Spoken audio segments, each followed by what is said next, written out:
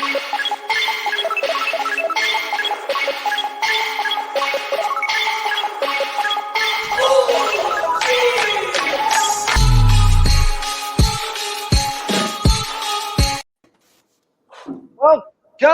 everybody. Inside Scoop with Alex and Jeff. I am Alex Dingman. I'm Jeff Doss. Welcome, guys. Thank you guys for joining us on Inside Scoop. We are ready. We have an awesome action-packed just night for you guys. So let's go ahead and introduce who we got with us today. So we have the world-famous Jackson Rudolph and the world-famous Sammy Smith. Thank you guys so much for joining us. Hand claps to y'all. Yes. Dope. We are going to have some fun. I'm stoked.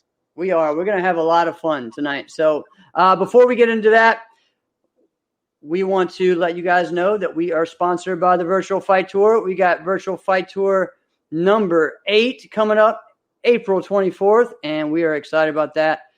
Every time it's an exciting show. So, Alex, let's get into that right now. Yeah. You know, one of the things I love so much about the Virtual Fight Tour right now is that it's constant, all right? It's not every week. Right. It's not every other weekend. It's once a month.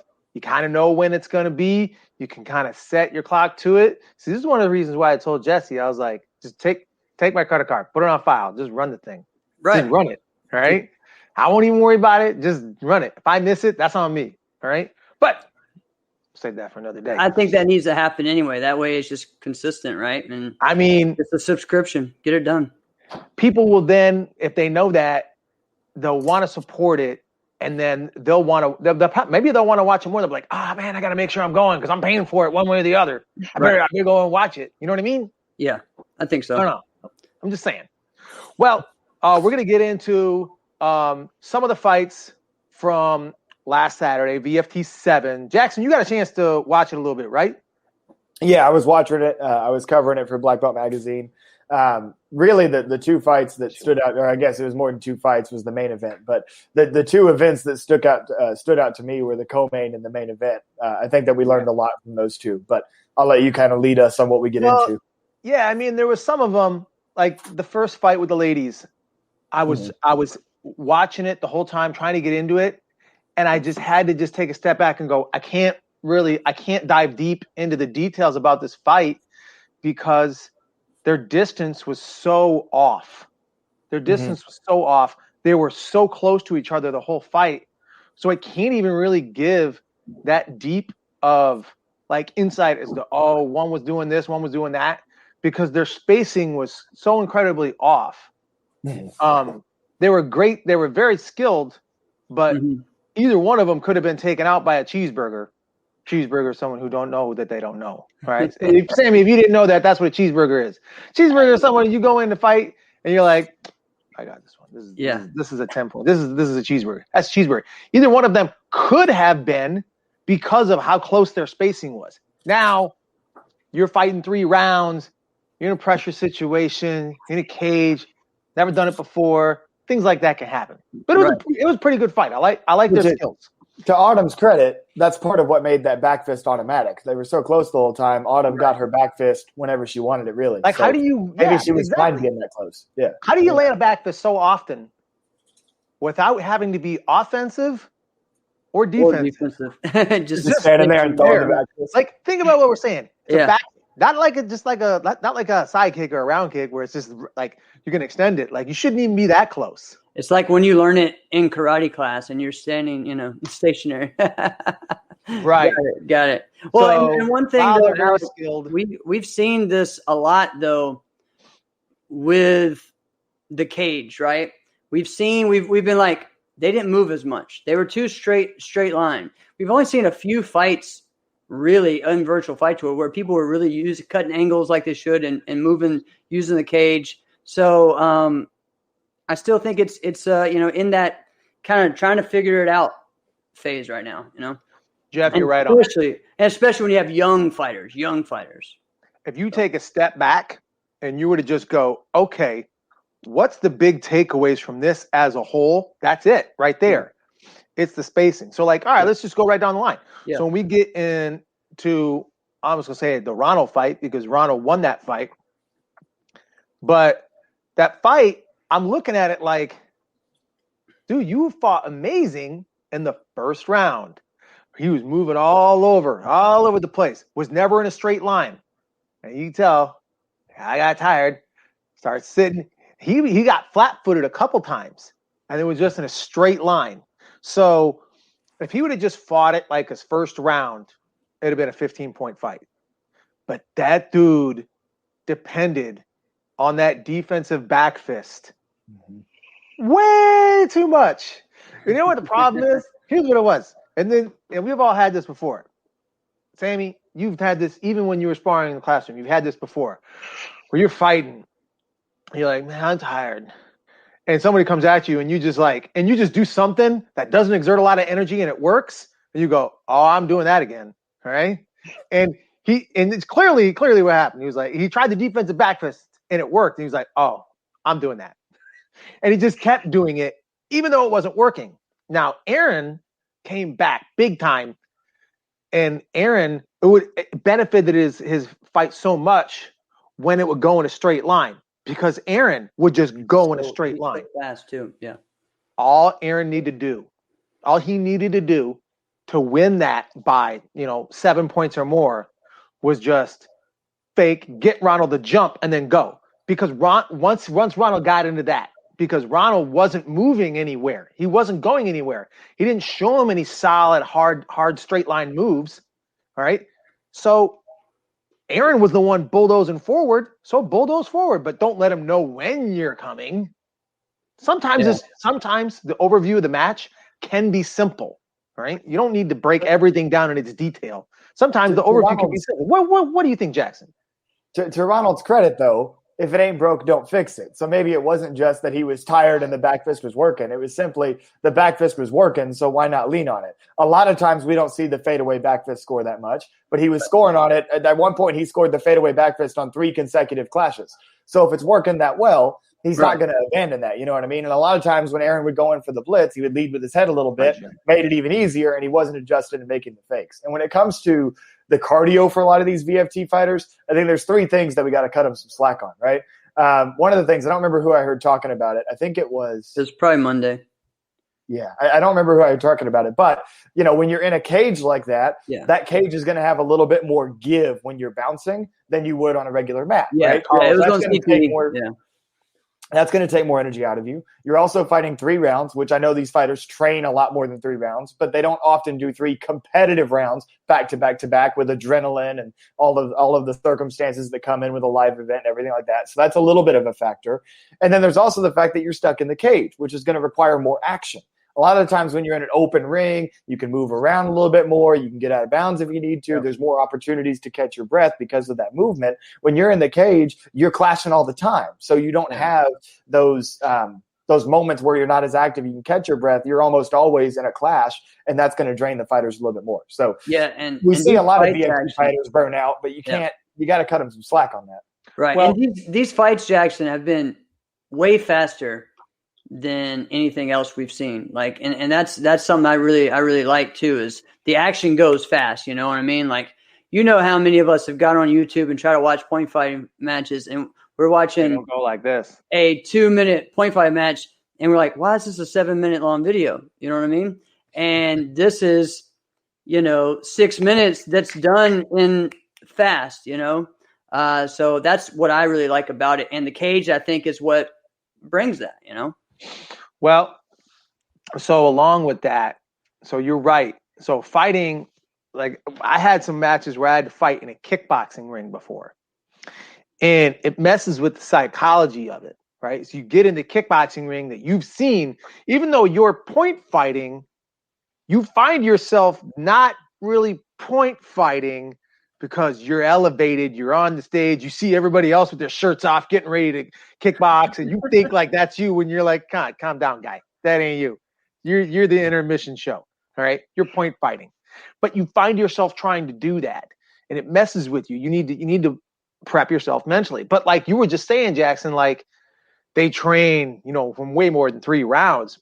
I was shocked at how gassed Justice got. Yeah. Me too. Come on. I think first round it was what 10-2. Yeah, I believe so. 10-2, and it could have should have been way more. And it was the same thing. Like, we don't need to go over it. It was the same thing. I got to give Michael credit. He didn't have a lot of variety for what he was doing, but he just did it almost kind of like what Aaron was doing, just straight line, all right? Just like, I'm just going to do this thing. And Justice was so much more skilled, so much more athletic. And then when he got tired, I got to believe, because I've had this thought process before. As he was giving up points, don't worry about it. I'm going to get it back. Did you see what I did to him first round? Don't worry about it. I'll get this thing back. And then even when he found himself like down for a moment, he's like, no, I'll get this thing back. And that is a dangerous thing to do, especially in an environment you've never been in before. Never been in, yeah. Right? Against an opponent you've never fought before, right? And when he was saying, remember when he was on the show last week, and he was like, I'm going to win by 15? And I'm like, come on now. After round one, I thought, he's going to blow that out of the water. He's talking about he's going to score the most points in VFD history. Yeah. Oh, my God. This is some lofty goals. But, yeah. Hey, he was dang near did it. Well, and all right, what was that after that? What we got? Java and Julio. Java and Julio. Yeah. I mean, but it was the same thing, though. Java, if you've ever seen or fought Java and you sit in a straight line, just punch yourself. Yep. It would be quicker. Just punch yourself, right? Because you ain't getting away from it, right? I mean, you could defensive side kick him, but he's so much bigger and stronger than you that he's going to go through that dang thing. And he's such an athlete, dude. Like, it doesn't matter what age he is. Like, he's still going to be, this guy's like insane, you know? Now, this is where it started to cut out. It started to get a little choppy there for me. But even watching it, though, I was trying to put myself mentally in Julio's like mindset. Like, why is Julio not moving as much or moving his leg as much?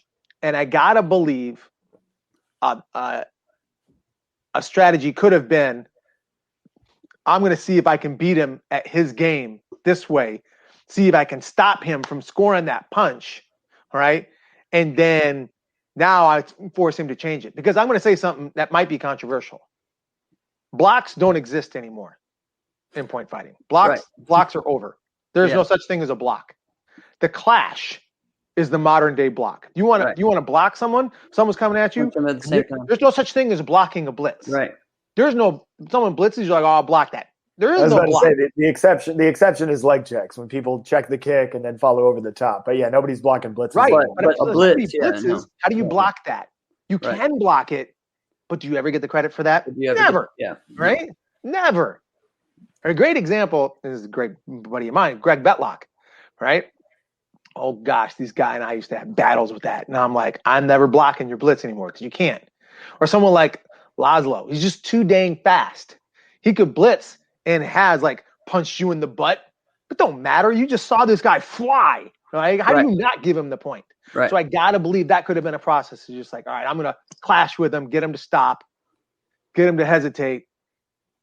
That didn't work. Yeah.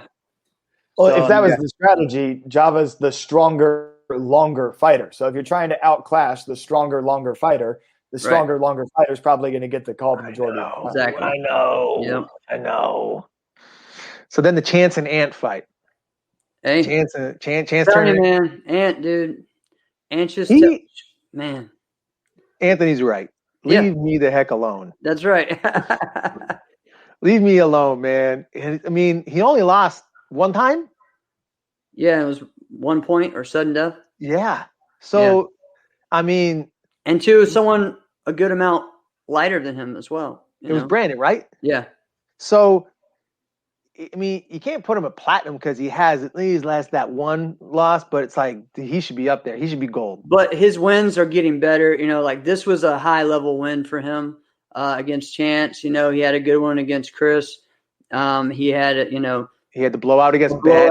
Ben. He also had the team win too.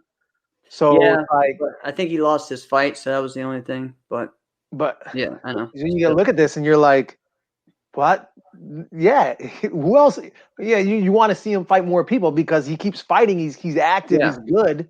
Right.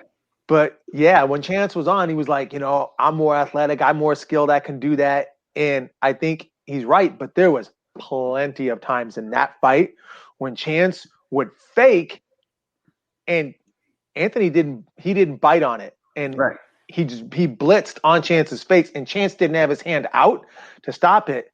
There was one instance where Chance just steps in, boom, fakes, and Anthony just hit him almost like the girls fight when he just hit him with the back fist. Right. It was the same thing. So, and that demoralizes you as a fighter. When you're feeling like I'm all pumped up, I'm jacked, and you give him a hard fake and you get smacked in the face while doing that. What the frick do you do after that? All right. Yeah. My takeaway before we get to the main event, I wanted to give my takeaway because I think it's important. I think that fight and then the last couple of fights that Anthony's had in Virtual Fight Tour proves the fact that Anthony Merricks is an underrated point fighter in today's game. Yes, definitely.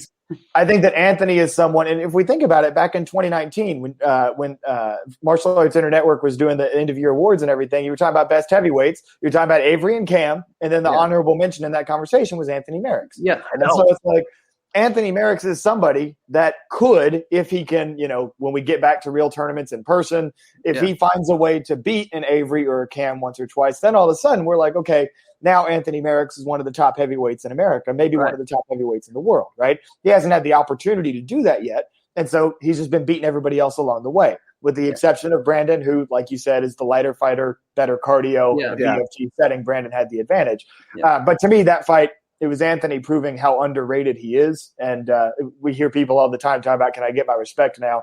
I think Anthony didn't ask for it, and that's why we should give it to him. Anthony Merricks deserves his respect. Agreed. Definitely. So what do you think? I mean, what if he and Cam fight? Well, I mean, they fight all the time. So I mean, no, I mean, VFT. Oh, you mean on VFT? Oh, yeah. I didn't say that Anthony would beat Cam. I think Anthony would fight Cam well. But I mean, I admit I have a strong bias towards both Cam and Avery because I love the both of them. So it's hard for me to make those picks. But I mean, I didn't say that he would beat Cam. I said that he needs to try to beat Cam or Avery at one of these American events. U.S. Open comes back out of Atlanta, whatever. Yeah. And then if he can get one of those signature wins under his belt, that puts him in that conversation. The other thing that Anthony does that we forget too is like he makes it to finals of open weights. He makes it to finals of grands. Like even the North Georgia Open, he made it to the final. And he beat Kevin. Who beat Bailey. Like he was. He's putting himself in there. It's not like he's just losing in division or losing, in semis or whatever, and is like on the cusp. No, he's getting up there. So it's just sometimes it just takes a while to string those wins together to make it really mean, the big one. Okay. So, I'm going to say one last thing about Anthony. And then we'll go to our next one. And Anthony is in a short company with being able to switch sides and be effective. When he was fighting, because like Chris Walker mentioned this, and he was like Anthony needs to stay on his left. He is a right side. Anthony is a right side fighter. But when he fights Chance, if he fights Chance on his right, he lets Chance or other fighters like that, right, do things that work well for them. But when he was on his left, he took away the things that work well for Chance, right? And he had an advantage. Some people can switch and fight both sides, like I can, but let's be honest. I can't do the same stuff on my left that I can do on my right. Get the heck out of here. That ain't happening. You know what I mean? So, all right. Yep. All right. Let's wrap up the last fight and then go into our other topic. So, yeah, last fight I think was very simple. I mean, I think the All-Stars are very skilled. I was actually pretty impressed with James. I didn't really know much about him, but I think they didn't have that killer dog in them. Yeah, they did. Right. I just think they need more reps. They need more dog. They need more that dog mentality to just get out there and just say, I don't really give a F who you are. I'm fighting you. And I'm winning every single clash. I didn't see it. Yep. You know what I mean? Sometimes it's just that simple. Yeah. Yep. And one thing that struck me is since the last time that we saw Tyson fight in Virtual Fight Tour, I think was in Texas, right? He fought I think he was a kid on Gypsy. I forgive me, I can't remember his name. Yeah. But I think that even the Tyson that we saw in that team fight was an evolved Tyson. Like I had not had a chance to watch Tyson very much until he started doing more VFT stuff. Watching him against those All-Stars kids, Tyson Ray is special. Yeah. Like Tyson Ray has a chance to be the next great lightweight point fighter. And there's a squad of those juniors right now that are moving up into the adult division. It's crazy. That it's going to be really crazy. Exactly. I mean, I was just down in Texas teaching a seminar at Alex Mancias' school. I trained with him and got to see him train. Some kid trains like an animal. That kid's going to be great too. And the battles that Alex and Tyson and some of these others are going to have, Jason Latona when he's moving up. I mean, the battles that these guys are going to have are insane. And then the other thing is that because Tyson's so special and because Tyson's got the swag and Tyson got the lead, everybody forgets about how good Darren Payne was. Yeah, Darren Payne that was the thing. He's been impressive for a while. Focused on the Pow and Tyson part, they forgot about Darren. Darren, they call him D-Stacks for a reason. Mm-hmm. Yep. Kid can fight. Yeah, it was good. Hey, but let's not forget about Kwame. Yeah, that was cool. That was a fun fight. I loved his attitude after the fight. He's like, nah, you take the interview, coach. You take it. I ain't talking. All right, that's cool. That's awesome. But yeah, overall, another great VFT. And all right, let's get into we're just gonna talk about forms, weapons, sport karate, just some ideas. And what we want to do is this week was more of talking about current generation, top stars from the current generation, and just us talk. And in a couple weeks, we're going to have maybe next week, it may be the week after, but we're going to have some from the mid 2000s range competitors that are going to come on and kind of have the same type discussion. So I'll release those names next week or later or at the end, but that's going to be a fun one as well. So that way we're going to keep having this topic and just kind of let everyone kind of share different things, and that way we can get some different opinions on how we can grow as a sport and maybe what we're lacking and things like that. So, all right. So Sammy, you haven't been able to talk as much on this 23 minutes. So let's kick it off with you. Let's just kind of talk right now. Like, what is the biggest thing that you are enjoying in this current phase of sport karate? All right. I know it's a difficult time right now, but what is one thing that you're enjoying?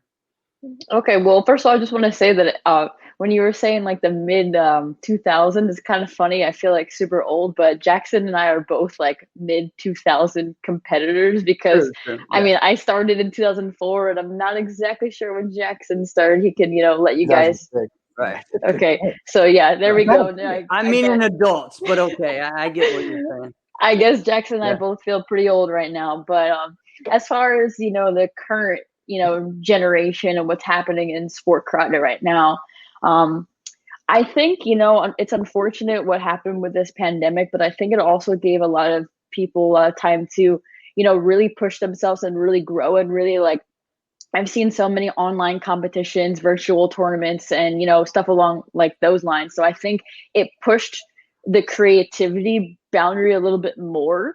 I think people had more time to like really try to develop, more skill sets because like when you're in the middle of a season, you don't really get a break. So there's really no time where you can go back and kind of, reinvent yourself in a way to say you're kind of just on go mode. And then, people usually upgrade their forms around US Open time and Diamonds time. But now that we kind of all had this time without any, go besides the online events, I think a lot of people got to reinvent themselves. And I think that when we get to come back to in-person tournaments, a lot of those like, underdog type of kids, I feel like they're going to they're gonna, be at the top of the division and really surprise a lot of people. So, it's always good to, take a break and try to, up your skill set. And the people who are working hard during this time, it's definitely gonna show. And I think a lot of people are gonna be surprised when we all get onto the mat.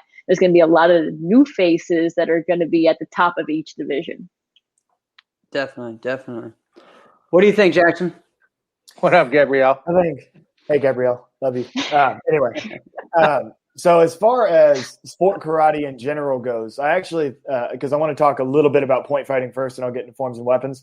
But I think that this time has been really important for point fighting, because the problem with point fighting on a television national scale for so many years with ESPN was, well, how do you make point fighting exciting for somebody that doesn't know anything about martial arts, right?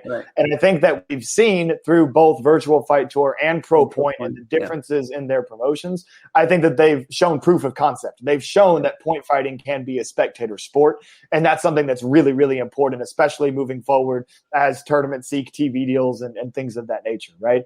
So I think that that's something that's huge for point fighting, is the fact that multiple entities have proved that you can make point fighting a spectator sport. You can even pitch it as a family-friendly sport with no knockouts, stuff like that, right? Which gives it kind of a new angle compared to a lot of the combat sports that are popular right now, MMA obviously being the biggest. So I think that that's one thing that's really beneficial for point fighting. But as we focus on forms and weapons, I agree with what Sammy is saying about how we are going to see some new faces kind of come out of the woodworks. Those competitors that may have been underdogs or a little bit underrated before, been training really hard and kind of having a come up when we come back to tournaments. You're also going to get judges that have a clean slate, because I feel like momentum is a real thing in sport karate. So if somebody stacks up 2, 3, 4 overall wins in a row, they become more and more difficult to beat with each time, up until I think there is a carrying capacity. I think once you win a certain number of overalls in a row, the judges get tired of you and they're going to make you lose no matter what, right?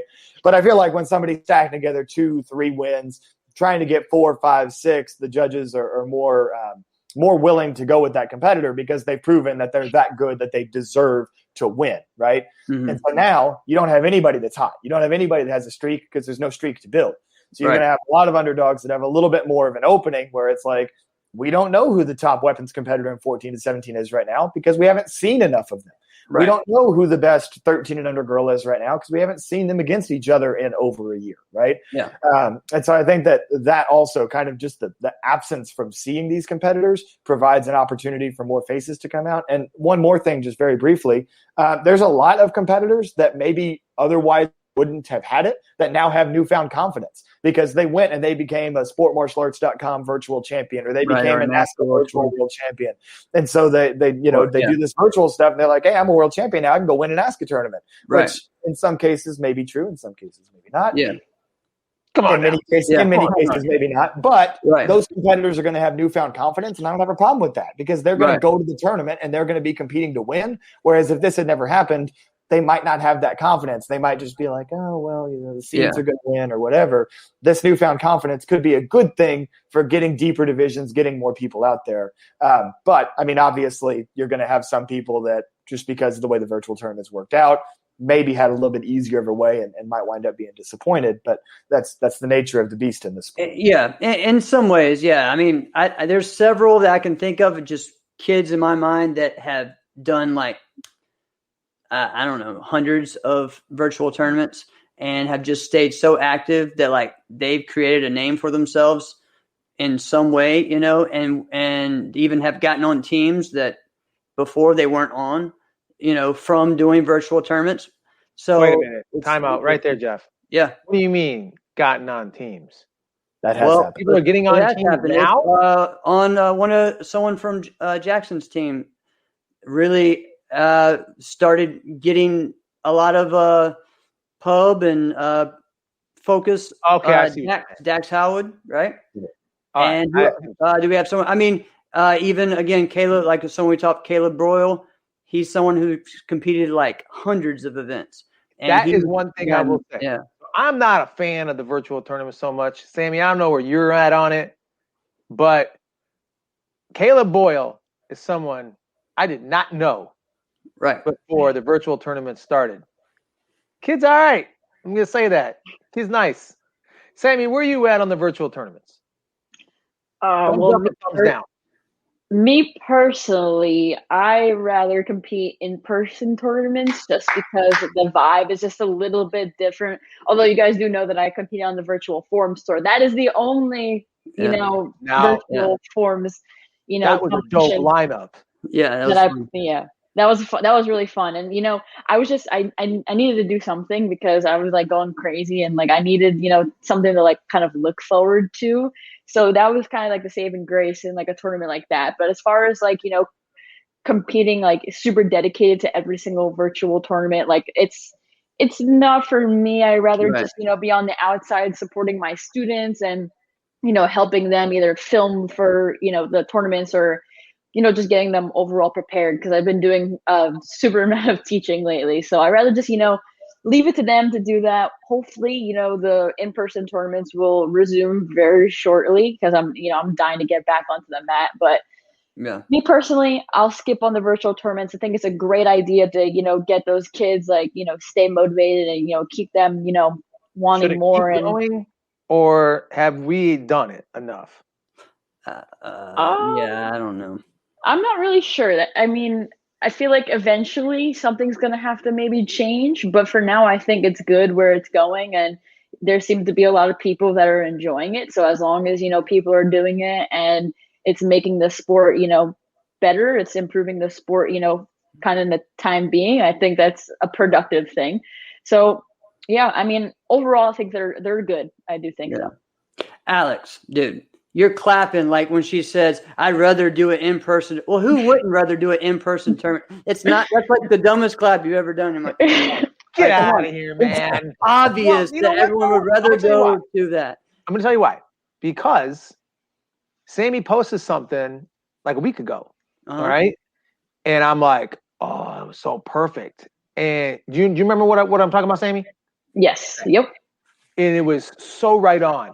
And it was just the crowds around a ring as if it was a run. I don't even think it was a runoff. And we all know that once you're watching like the runoffs sometimes are even cooler than the finals themselves. Right. Most of them. Yes. Right. This I don't even think was that. This video I think it was just of a division. But the division itself, like they were just you had great performers, and I think what you were saying, Amy, is like I can't wait to get back to where there's crowds like this again, crowds like that. And so the amount we may not have. Go ahead and talk about that, Sammy. So I'm sure a lot of people know by now, but I'm a super big like old school, old fashioned, martial arts supporter.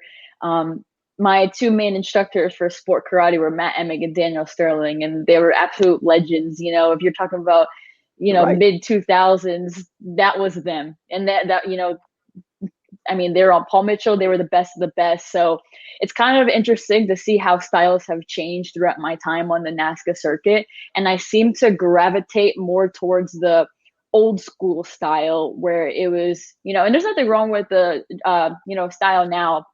It's just very different than when I started. People would go crazy for 540s and gainers and corkscrews. And now if you do that, it's like, all right, can you do anything else? Like, it's like they're just looking for more and more and more twists, more flips, more this, more that. But the fundamentals have kind of gotten a little bit lost. So, and like I could always appreciate a form when people go crazy for hand sections. Like that's what was like crazy to me in that video. Like the video is from Rudy Raynon from Capital Classics, I believe. I'm not sure exactly what the year was, but his first move was a loser or like a Webster, and that's a very common move that we see nowadays. And he did it then, and everyone went crazy, and then they were kind of drawn to his performance, and you could just see the crowd like coming and engaging in his form. And as soon as he started his hand techniques, everyone was going crazy. Like nowadays, people kind of just wait for the tricks to happen and then they'll cheer.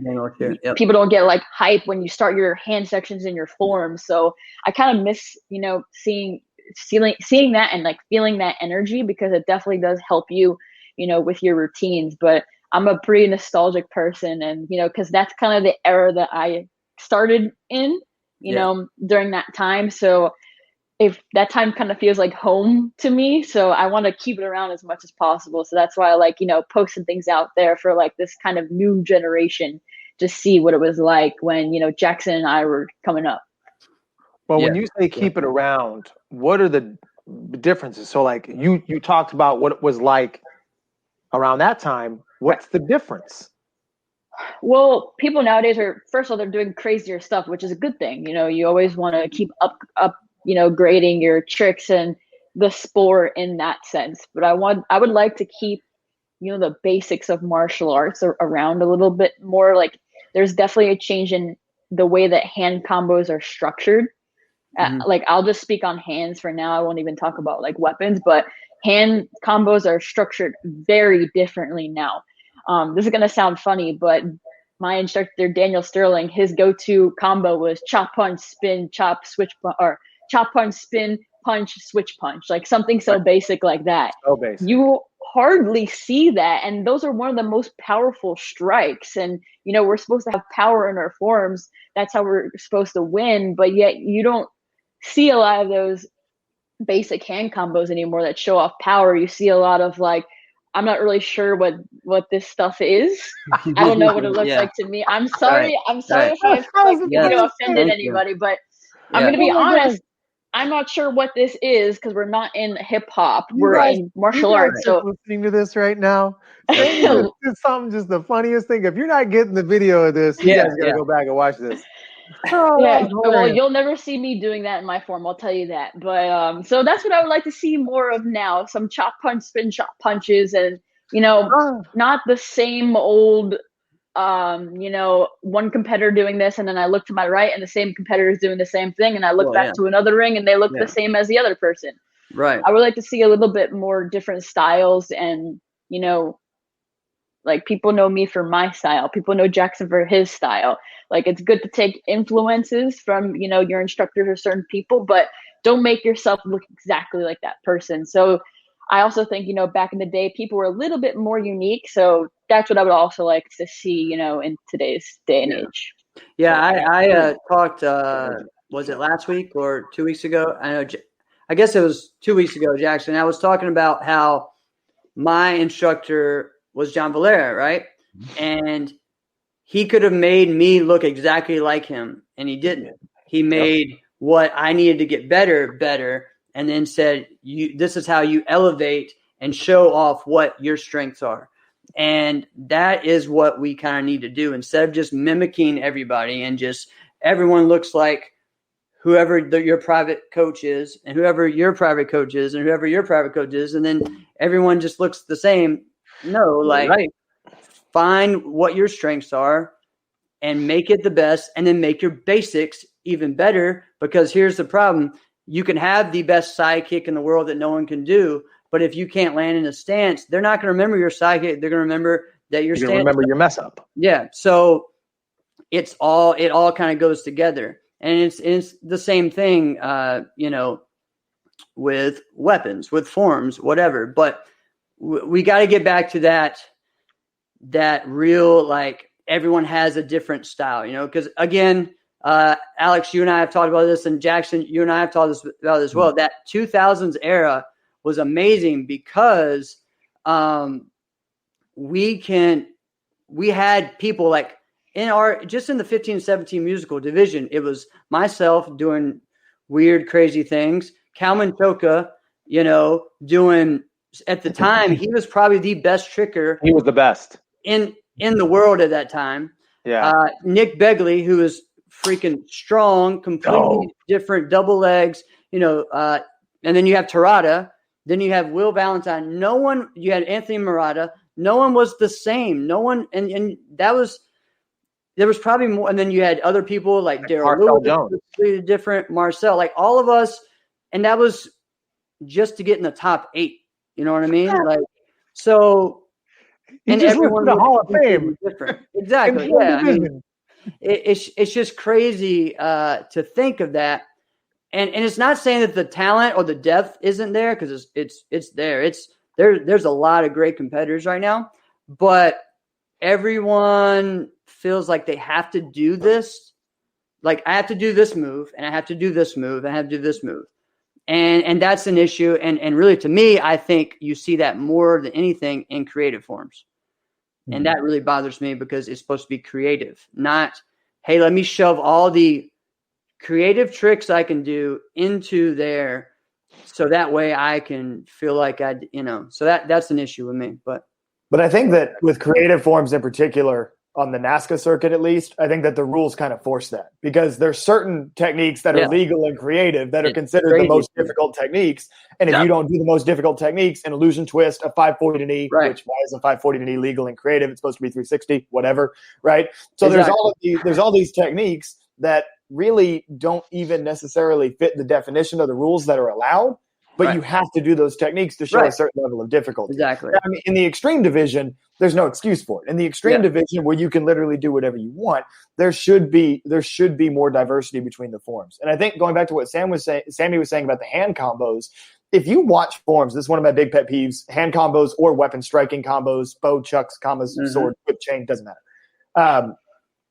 You see a lot of people doing their basics only as a means to get to their tricks. And you can see it in the intentionality behind their techniques. I can't tell you how many times I've sat down and done a bow private lesson with somebody, and I see they're just doing the strikes to get to, okay, here's my trick. And you can see it in their body language. You can see it in their facial expression. And that's not the way that a form is meant to be. Right. You need to put intent behind every single basic technique that you do, and that's what makes it special. The reason why somebody in the 2000s, like a Rudy Vainon, could start their hand combo and people would go crazy is because it was a good, original, strong hand combo. But now the hand combos aren't as strong as they used to be, and they're not as original as they used to be, and that's why you don't get those crowd reactions. If you want those crowd reactions, you've got to do something to earn it, and there's nobody that's breaking that mold because, and this is probably the most significant thing of all of it, I don't know where this happened, but people went from learning about sport karate history and evolving to learning sport karate history and copying it. Right. Oh, Jackson's bow form wins in the adult division, so I'm going to do a form like Jackson's bow form. Oh, Sammy's Chuck's form wins in the adult division, so I'm going to do a Chuck's form like Sammy's Chuck form. Right? Whereas when we were coming up, we were intentionally trying to be different because we recognized that everybody else that was great was different. Yeah, but it's like now people watch YouTube and then they just replicate whatever it is that's winning, and long term that just won't work. Yeah, well, I got the answers. It's crazy, right? So think about what you were saying, right? Even Jeff, when you were talking about, well, look at this lineup of all these guys just to get out of one division. What was the name of that division? Oh, here we go. I know. Oh, that was musical, but all right. Yeah. Right? Open. The creative, I won't get into it, but the creative form division is designed to disqualify you. It's not designed to see who's different, because really it's just, it's just extreme light, right? There is no creative. What is creative, right? Because unless you're Marcel Jones. But okay, look at that. No, Marcel Jones was dope. All right. But look at, even when Jeff was winning, Jeff was beating everybody doing extreme. All right. Yeah. And that's a great example. So what is it? The whole reason was, and we're just going to listen, we're not trashing on NASCA. They're just the best. Right. They just got the best tournaments, best circuit. So they're the gold standard. Right. So it's the only reason we say it like that. Okay. So I'm going to set them up. Now I'm going to tear it down. Okay. So, but ever since, and I think it was like 2004, right, when that happened, the creativities just kind of went bang down, because you're not trying to be creative. Look at all those names you talked about. They were winning then, but really it didn't continue to go. Now, Jackson, when you were talking about, like, I don't know what happened, but we went from trying to be creative to trying to copy to now I'll watch you on YouTube. When that came out, that's when that happened. Yeah. Right? Yeah. Because what did we have to do? In order to get video, we had to go to the tournament and videotape, or we go to Black and Blue Videos and we go buy whatever videotapes we could from Wally. Right? Right. Shout out to Wally Faulkner. Yes. So we all watched everybody's videotapes. All right. It was pretty cool. Yeah, I agree with you guys. Like, there was one tournament where like 6 of my forms were on YouTube: Extreme, Musical, Grands, Overall, like the same form, like from the same tournament. Yeah. So it was at one point in time where it was pretty easy. If you wanted to see somebody compete, you could watch their form like 5 times over from the same event. So yeah, I do agree with you that I think technology has made it a little bit easier just to like bite off of other people. I also would like to make a comment about the creative forms, how it's kind of, and again, I don't want to sound like I'm hating either because I love NASCAR, but I just want it to grow and I want the sport to like really evolve and, you know, become the greatest that it can. But I think right now the creative division is kind of the dumbed down extreme forms division. And that's how people are seeing it. They're not seeing it as a whole separate division that is supposed to kind of be the power division. Matt would always tell me that you should treat the creative forms division as the power division, but that's not what people are doing now. You're seeing people are trying to, you know, kind of sneakily throw B twists in their forms and backside 900s and stuff like that, which yes, in the rules kind of make it seem like you can do that because of how they are written. But I think that, again, this is why we need to go back to our fundamental basics and, you know, have more karate in our extreme and our musical divisions, because it will also translate into our creative divisions as well. Yeah, definitely. So let's see, 2000, I guess it was 2016. Finally, like after a while, people had just been wanting to have a creative division, and they've been asking for it. And so I was kind of asked to kind of work on some rules, myself and some other promoters. And the way we kind of did, I was like, I see how bad it's become in NASCAR, how it's just a copycat division, and it's just everyone does the same thing. Like, let's not do that. So when I was kind of working on the rules with some of the different promoters, I was like, let's limit the gymnastics, get rid of gymnastics, but don't limit the martial arts. So like, we didn't have a spin rule because that was limiting the kicking, right? So it was, you couldn't go upside down. You couldn't do this or that, but you weren't going to limit the creativity of the martial arts. You were going to limit the creativity thought that division was going to be of the gymnastics. Get the gymnastics out of there and do that. So it's a karate creative division. And it was good, but you know, that was also at the dying ages of NBL. So we weren't really getting to do, you know, and then you also had where it's tough when you go to one tournament and these are the rules, and you go to another tournament and these are the rules. But for me, I thought that was a cool way to make it because you weren't limiting, you know, and it made it different. You know what I mean? Like if you were a big jump kicker, you could do that. If you were a spinner, you could still kind of have that. If you were a standing kicker, you had your different styles instead of everyone kind of being lumped into the same thing. So, but I think there needs to be some changes in the rules big time. I mean, why? Okay, so it's illegal if you do a 5-4 land on one foot, but it's not illegal if you do a 5-4 land on your knee. That makes no sense in the world to me.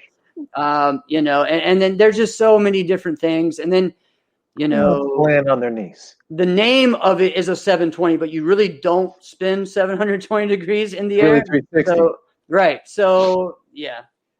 So it's crazy. Go Jackson. The first thing I want to say is I love that rule. I love the Jeff Doss creative forms rule. Let people spin and kick as many times as they want to. Then somebody can throw a backside 1080. That'll be more impressive than a flash kick every day of the week. And that makes creative forms competitive in the run-up. And it's martial arts, right? It's just the elevation of martial arts. Exactly. Now, the other problem that we haven't really gotten into yet, but we've kind of beat around it, is the fact that also with the way that creative musical and extreme is set up, is that you see a lot of the same forms done by individual competitors. They'll do the same form without the tricks. They'll do the same form with the tricks. They'll do the same form with the tricks and with the music. And so people will do the same form. Well, I have an answer for this, at least in weapons, right? I think that in creative forms, Jeff's rule works because you wouldn't allow people to invert. So that's still – I don't think that you're ever going to get people to not just do their extreme forms with background music and musical. Right. People are always going to do that. But at the same time, that's on the judges. If the judges see somebody with an enhanced level of choreography, then reward that choreography. Don't just go with the person that did all the tricks, right? But in the weapons division, and I'm going to blow some people's minds here, I love the ATA creative weapons rule. The ATA creative weapons rule, and people that have watched my forums know I love doing releases. I love throwing my bow in the air. The ATA creative weapons rule is that you can do weapons manipulations around your body. You can spin the commas between your fingers. You can hand roll your chucks. You can roll your bow around your body. You can do the wrist rolls with the sword. You can do anything as long as the weapon doesn't leave contact with your body, but you cannot throw the weapon. Right. And so what you get is you get a totally different style of weapons form in the creative division compared to what you see in the extreme division, where people are going to go ahead and do all their throws because people know they have to do the releases to show that enhanced level of difficulty. And so you see two very different styles where you see kind of, I guess, the quote-unquote Jackson Rudolph release-heavy style in the XMA division. But in the creative division, you see some Ross Levine, Nate Andrade, even like Lauren and Casey style forms, depending on the competitor, where releases weren't really a focus. There's more creativity in the striking. There's more manipulations with hand rolls and finger rolls and stuff like that. And there's more body rolls, which is really a lost art in bow because now the speed of the game in bow is so fast, you can't get away with stopping and doing a shoulder neck roll. It takes too long. But if you have a division where everybody does a shoulder neck roll or a scarecrow or a voodoo child and palm spins and fantails, if you have divisions where everybody's doing that, but they can all do different tricks individually, now all of a sudden those tricks have a home where for the past 5 to 10 years, you can't do those tricks. It slows you down too much. Right. Yeah. I love that. I'm the same way. I like how they have it set up that way.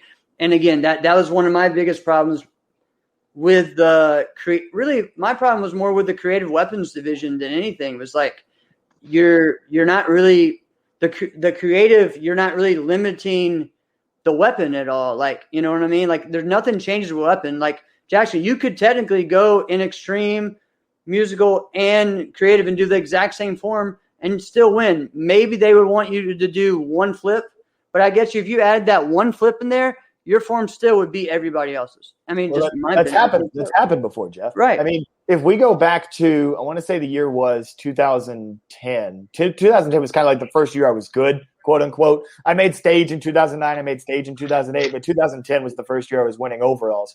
And I believe 2010 was the same year I won a NASCAR World Championship in extreme weapons. I sat my bow down at the back of the ring. I did my introduction. I did a cartwheel and picked up my bow, and then I did a bow form. There you go. And it actually created a lot of problems because there were parents of other competitors complaining of why is Jackson winning? Why is Jackson winning? And on multiple occasions, I heard different center judges tell those parents Jackson did the best weapons form. Yeah. Exactly.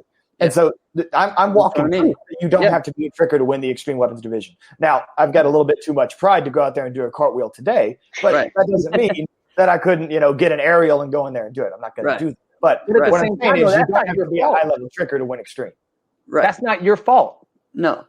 So if you go out there and you do that and then they give you the win, it wasn't your job to decide who wins. That's the reason I did it. Kind of talk about it in other sports. In the juniors, it mattered because you got an extra draw in runoffs. Exactly. Three draws for winning all three divisions instead of just 2 draws is a big deal because going last in the runoff where there's all that hype and there's all that circumstance and all the fanfare, going last is so important in a runoff because going last can change the outcome of the division.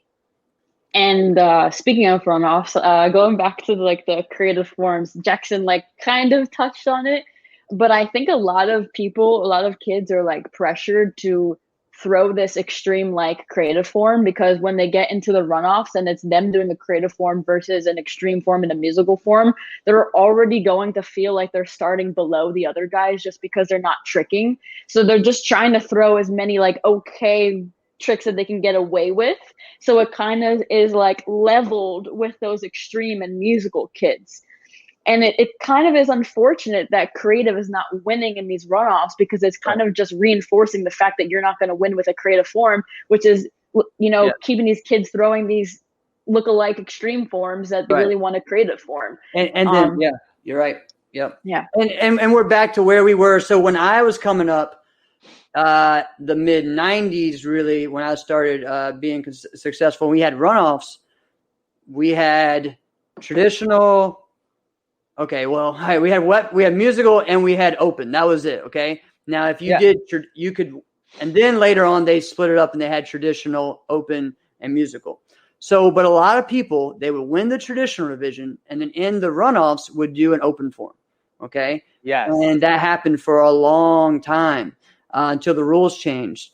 And that's kind of the same thing that happens now with your creative. They kind of feel like they're stuck where I can't make it. So some people were like, what's the point of even doing it? Which is a sad thing, to me. Like, I don't think if you ever win first place, you should feel like you have a shot to make it, And so, and what is there? There's maybe 5 or 6 forums ever that have won with creative. I think in the past, 20 years that they've had. Let's say it like this though, Jeff. So if let's bring it back like an analogy of point fighting. Okay.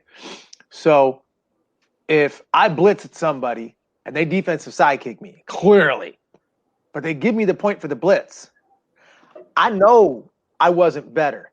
Right. But if you awarded me the win, I'm going to keep doing it. Yeah. Because the whole point was to try to win. So even though I just got hit, like, all right, I took it, I'll do it again. Bang. All right, you're going to give it to me again? I mean, I'm actually not winning, but if you're going to award me the win, I'm just going to keep doing it. It's the same thing with forms. Yeah. We will do whatever the judges say will win. And if the judges keep awarding this type of form better and this type of form worse, we will keep doing whatever the judges tell us to do. The judges are literally saying, do this. We're talking mostly about creative and open forms right now, but we see it more now than ever in Japanese and Okinawan forms. Oh, and the same forms are being done over and over, and it's like, oh, I want to do that. That's the new hot form, so everyone's going to do it, And it's like, if I hear the name of that form one more time, I'm going to freaking – no, I don't want to. So, anyways, but you got to bring up, you got to read Travis's comment. It's the funniest thing. Yes, yeah. Let's see. All right, so here you go. Yeah, the names of these moves you guys are saying have captivated me. Laughing out loud. Backside 1080, voodoo rolls, and super duper inverted 775 crane kicks. I want to comment on that real quick because it's funny, but it actually brings up something important. A little bit of a tangent, but this is important. So one of the reasons that I can list off the names of those bow tricks is because bow tricks have releases and body rolls. You can't roll a comma around your body. So bow has a different sector of tricks that you can embark on, right? Which is one of the reasons that I fell in love with bow in the first place, is how much you can do with it. But there's a reason that the evolution of bow tricks has become so much more widespread and diverse than the evolution of the tricks for the other weapons. And that's because if you go up to a kama competitor or a chucks competitor or a sword competitor and you say, hey, what was that trick that you did? The answer that you're most likely going to get is, oh, this finger spin thing, or, oh, this toss that I do from behind my back.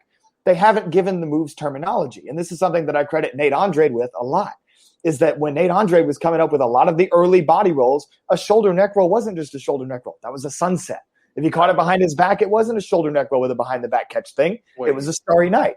These moves had names. And when you give something terminology, people remember it, people can teach it, people can pass it on. And when people can pass on information, things can continue to grow.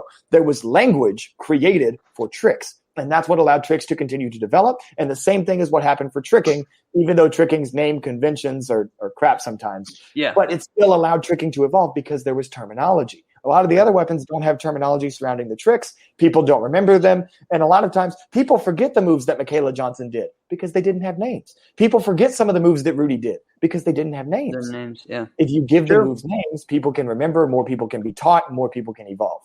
And you can make a T-shirt with a name on it. There you go. So are you telling me Nate Andre named? Oh yeah, he was going to name all them things. A significant percentage of the body rolls that you see in competition today were invented and named by Nate Andrade. Yep. Dang. I would say as much as 40%. Yeah, I think so. I think you're right. In the bow form Hall of Fame. Yeah, definitely. Dang. Yeah. All right. Well, one of the things I was going to say too is about that, because again, going back to that creative division. Sammy, you and I think have talked about this before too. It's like that division, if we had it like that, it would give nunchucks a whole nother realm, right?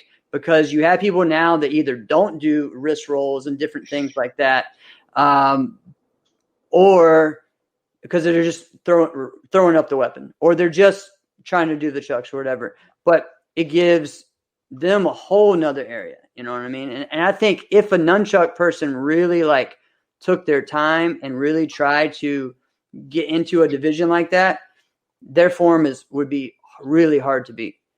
because the difficulty of doing like continuous like wrist rolls and all kinds of different things like that is something that I've only seen a few people be able to do, So I think nunchucks would be cool in that. I mean, every weapon I think has their own way of doing it. People are like, oh, it wouldn't be as fair for commas, but a good common person would find a way to do it. A good common person would find a way to do it. You know what I mean? Yeah. So I don't know. Yeah, the chucks is an interesting weapon because you got to keep it going the whole entire time, even when you're striking. So even strikes in themselves are pretty difficult to do. Right. Actually, since we were kind of talking about the topic before, this past Diamond Nationals, well, I should say like 2019, the last Diamond Nationals to exist. Hopefully, that's not going to stay that way.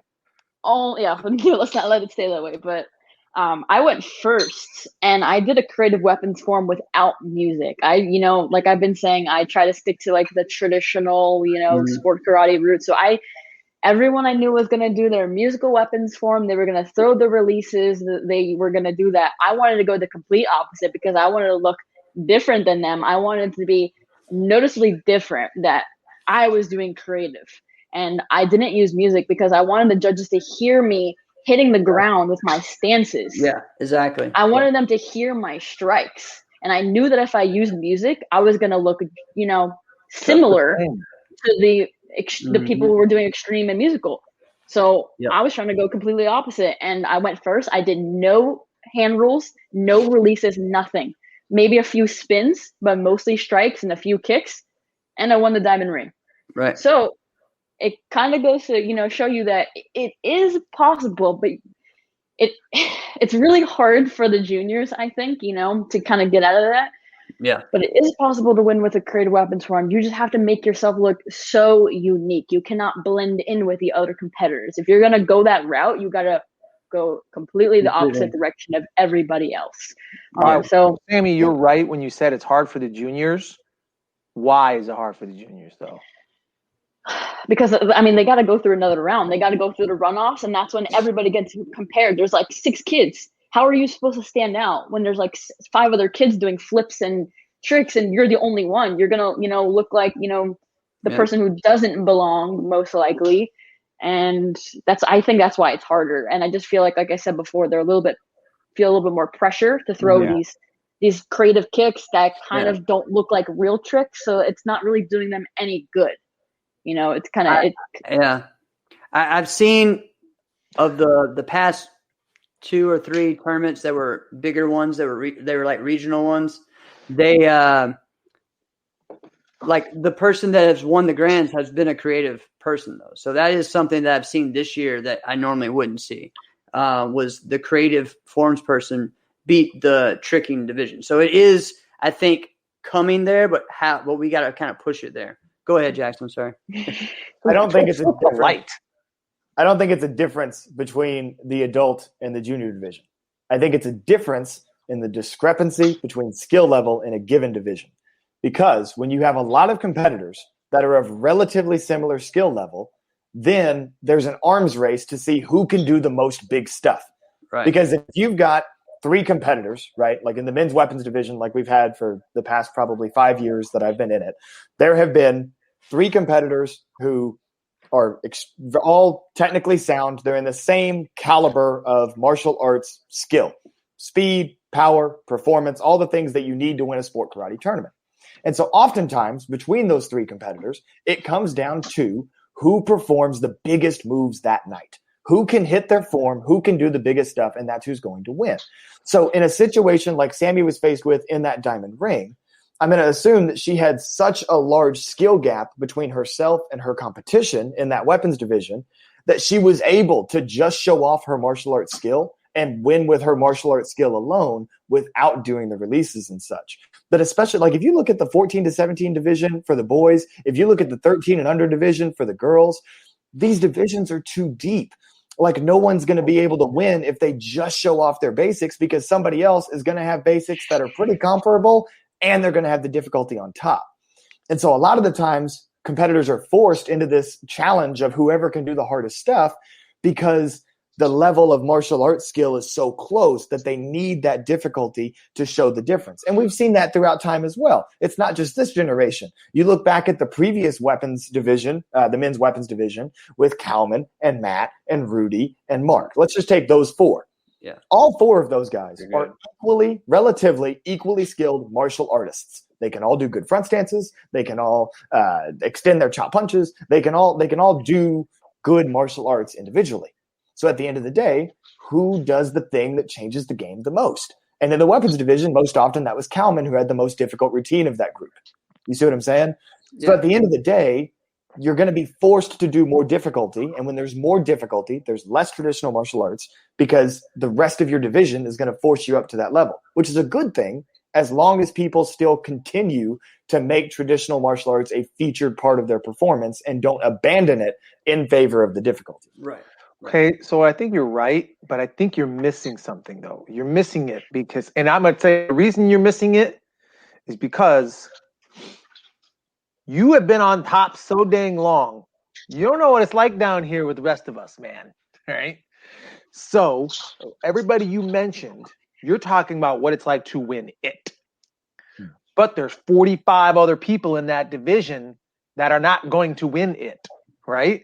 Just the division. Those 45 other people should be trying to win it. They shouldn't walk into the tournament thinking they can't win it. Well, yeah. Correct. But here's where you were right on. You were like, there's a tier of people in that group, maybe just say your division, whatever that division is, who really have a shot to win the division. But the other 30 are like this. Oh man, I can't believe all this guy's here today. Oh man, how am I going to be hurt? Be honest. We know that happens. Even though nobody verbalizes and says that. I mean, you read body language, you see people staring. We know that. All right.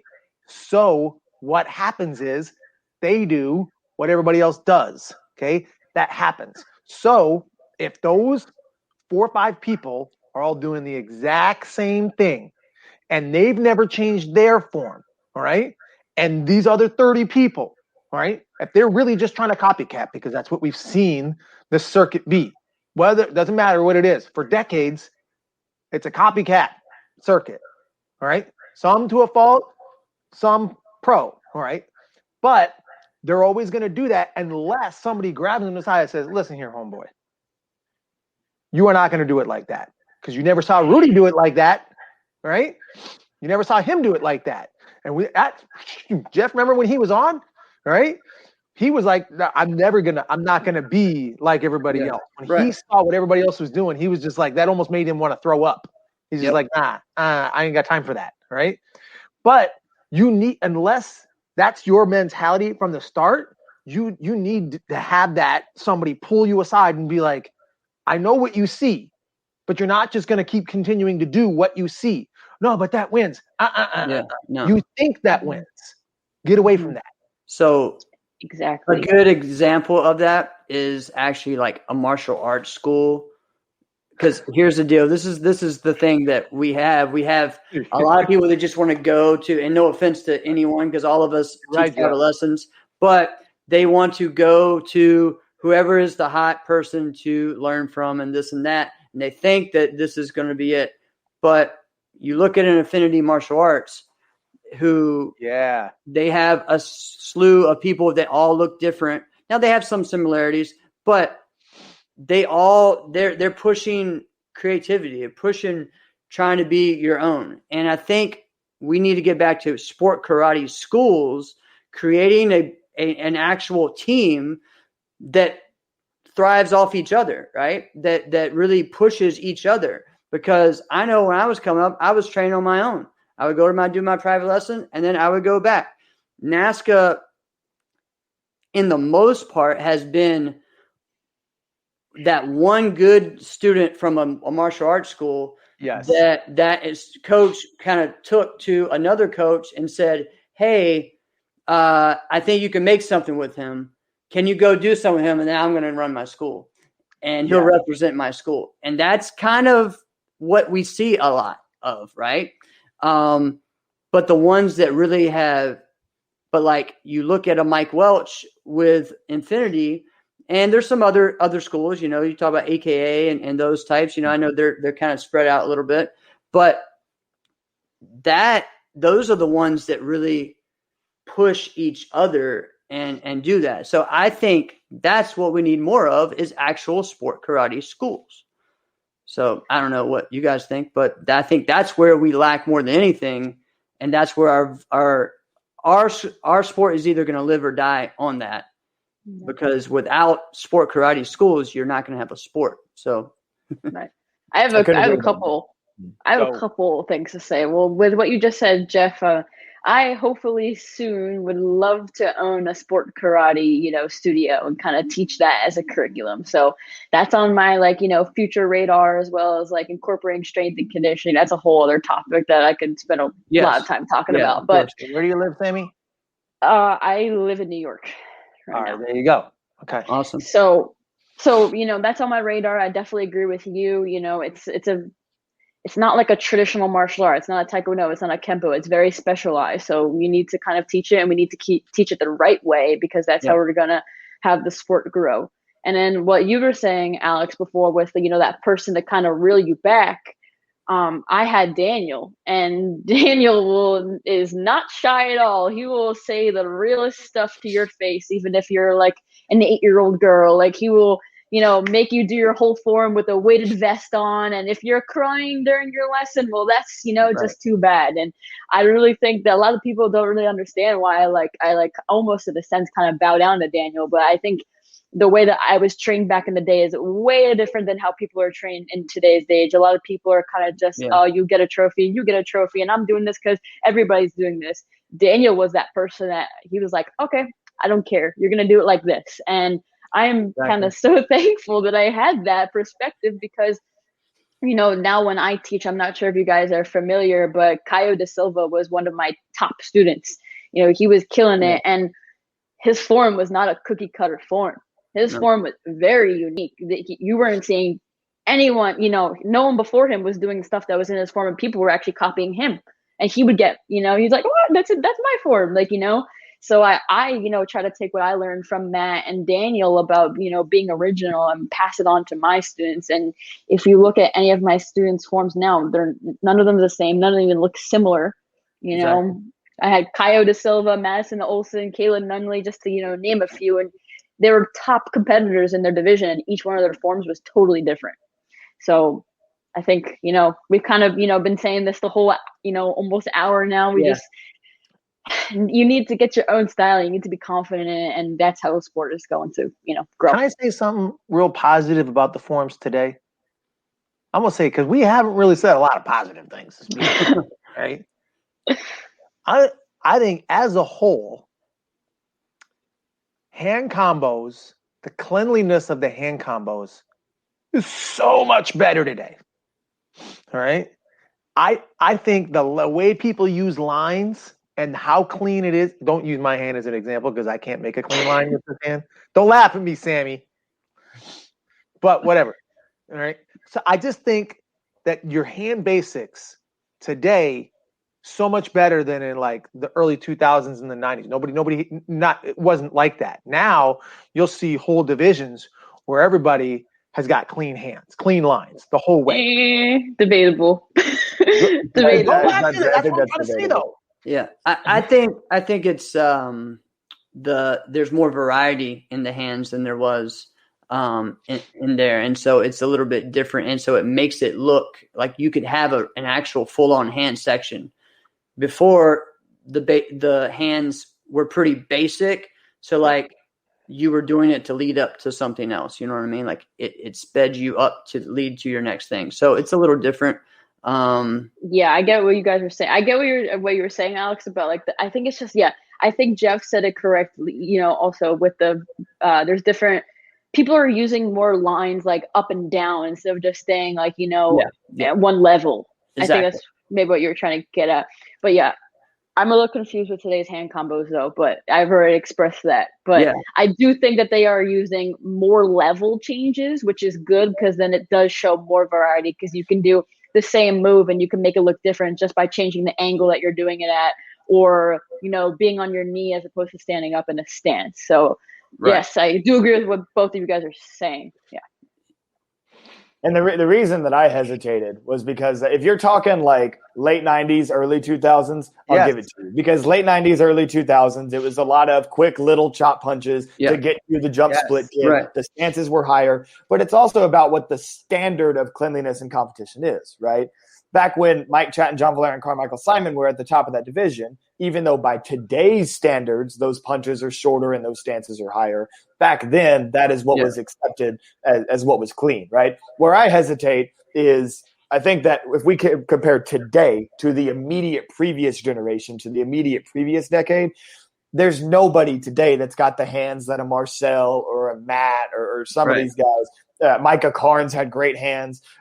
Nobody today has the hands that those guys did outside of a few. There's a few. Salif Salih, I see a lot of Micah Carnes in Salif Salih, his hand combos. Dawson Holt with Competitive Edge is probably one of the most technically sound hand combo artists in our sport right now. So there's exceptions, but I think in general, we don't see your Marcels and your Matts and your Mark Canonizato. We don't see that level of cleanliness anymore, and that's because of the amount of tricking that people are doing. I think there does need to be more balance. Like if honestly, like I'm a huge Matt Emig fan. Sammy knows this. Film study Matt Emig's open hand forms. If you watch his open forms, he does incredible tricking stuff, but it doesn't overwhelm the whole form. No, There's still the solid hands to complement it. And I feel like a lot of times the great trickers right now, their forms get overwhelmed by tricking. And it doesn't leave room for the hands. And again, Jackson, it's like when you watch a Matt form or anyone in that era or a Rudy, their tricks weren't all the same. You didn't do 7 gainer switches as your combo. And no offense to those that did, but it's just like that's almost 20 seconds of your form right there. You know what I mean? And most people's forms are 45 50 seconds. Yeah. And then you're also going to add in the everyone has to put in the round off flash for some reason when you already did it. Even if they did 8 gainers, still a round off flash. You still have to do it just because it's like you have to do it. And it's almost like bowing nowadays, you know what I mean? Or walking in and introing, like the round off flash is become that. I think we should have one dedicated year where that move is an immediate disqualification. Yeah. We should do that. Oh my God. That'd be great. How great would that be? Yeah. I'm just saying but that's kind of where you see more of that. It's like, oh, let me string these big combos, but because they want to get into the tricking part of it. And I don't have any problem with the tricking part of it, but it still has to be within a form, you know what I mean? And so the creativity, I think for me, that's cool that you did this awesome big combo, but the form, it actually took away from the form, in my opinion, in a lot of ways. It takes away from the form because it doesn't make sense anymore. You know what I mean? So, well, we got about 2 minutes to finish up. So I got a question for Sammy. Yes. Sammy, who do you think is the cleanest, best extreme forms competitor ever? Well, can I say Matt Emig because he's the GOAT? I might be biased because Matt was like my instructor, but this is a hard question because the first person who came to my mind was Matt when you said that. He is. He has such a unique style. It's full of swag, and just the way he carries himself. Even when he's like, just walking in the street, the way he carries himself, I don't know. I can't do it. What was that? Like nobody hates the guy. How's everybody love this guy? No, everybody loves him. Yeah, you can't hate Matt. You can't hate Matt. I mean, don't get me wrong. There's a lot of clean people that I really enjoy watching, but I do have to say most of them are from back in the day. But okay, so how about today though? Who's someone that maybe because you said you do a lot of training right now. Right. Who's someone that we're like, all right, watch out. Oh man. Wow, this is a tough one. All right. Put her on the spot, Alex. Come on. Can you come back to me in like a minute? I'll have an answer for you. Go to Jackson first. All right, go Jackson. Oh, that means I'm literally going to do the same thing. I shouldn't have said anything. No, if we're going all time, I mean, I agree. It's Matt. I mean, the way that he would land his tricking, he would land and go directly into the stance. There was no like land and then do a spin and then hit the stance. I mean, Matt overall, I think honorable mentions in that. I think Micah Carnes is a worthy honorable mention. Could never really break through and beat Matt consistently, but he was very technically sound. Brendan Hewer was very technically sound. Marcel Jones, who I mentioned a few times, very technically sound. So there's several honorable mentions in there, but for win percentage and overall ability to do the hardest and coolest stuff with the most power and the best landings, it's Matt. And it's really not that close. Right. If we go right now, I'm going to go back. Jackson. I'm going to double down on Dawson Holt. I mean, his cleanliness it's unlike anything that I've seen from a kid his age and his experience level. Excellent stances, and not just in his hands either. It's in his hands and it's in his sword work. He's got probably, and I've said this on a podcast before, I don't remember where I said it, but Dawson Holt probably has the cleanest single sword work that we've seen since Kalman Choka, which is a big deal, right? And so I'd say that Dawson's really, Dawson's really technically sound. But I think that there's other great competitors right now that are very technically sound. Ben Jones is one who isn't known as much for his forms because he's known very well for his bow, but he does very, very clean hand combos. Even Esteban Tremblay. Now I'm just mentioning people that are on my team, right? But I mean, there are other competitors who are very, very clean. But I think that's and really very quickly here because I know we're running out of time. That's the thing that I think is so interesting about that 14-17 division is that they all have something different that makes them somebody that can win. For Dawson, it's the cleanliness. For Esteban, it's the speed, the performance. For Ben Jones, it's the creativity. For PJ Clark, Mason Bumba, it's the difficulty, right? Yeah. And so each one of those kids in that division has something that puts them back before Jake moved to the adult division, when Jake was still a junior, it was power and speed, right? So all of those kids that have a chance to win that division, they have a different reason that they can win that division. I find that really interesting, but I digress. Right. Dude, it's awesome. I'm still having a hard time with this.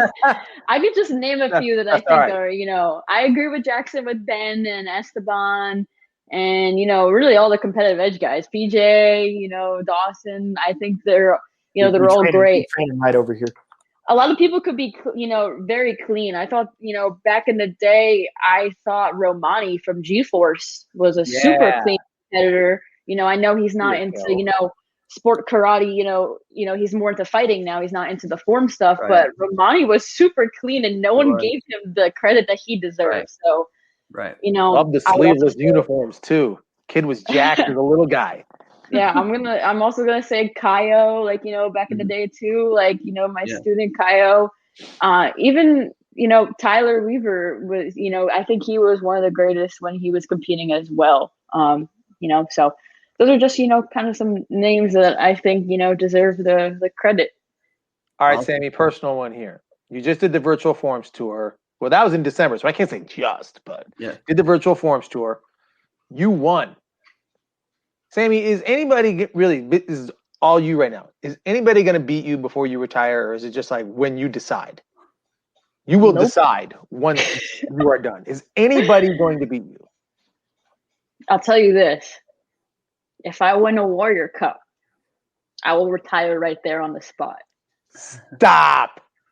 If I win a Warrior Cup, that's my last thing I need. And this is the first time that I'm saying that. Yeah. Hey. I mean, I kind of wish to keep competing, though, because I'm going to be sad with that. But that would be the last thing that I could check off my box that I could, bow out. Jackson, and, also I should say this, too, before I, get, everyone excited here.